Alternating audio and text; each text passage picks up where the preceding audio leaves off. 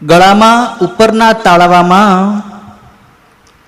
ઉપરના તાલુ ભાગમાંથી અમૃતના ટીપા, અમૃતનો રસ નીચે પડવા માંડે છે અને એ રસને એ સર્પિણી કુંડલીની પીવા માંડે છે અને એટલે એ દિવ્ય તેજસ્વી થઈ તૃપ્ત થઈ જાય છે અને એ રસના પ્રભાવથી એ રસ પછી શરીરના દરેક અંગ પ્રત્યંગોને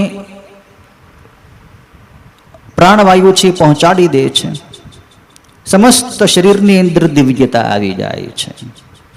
શરીરનું વાયુમંડળ પવિત્ર થઈ જાય છે, એનું શરીર ચમકદાર થઈ જાય છે, ઘણી બધી સિદ્ધિઓ એને પ્રાપ્ત થાય છે.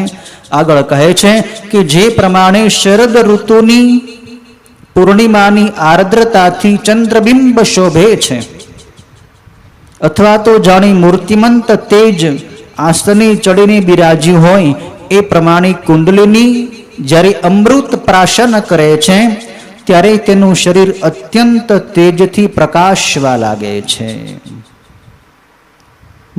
મોઢાના તાળવામાંથી જ્યારે અમૃત ટપકે એ કુંડલીની એને અમૃતની પીવે ત્યારે એ સાધકના શરીરની અંદર અદ્ભુત તેજ પ્રગટે છે.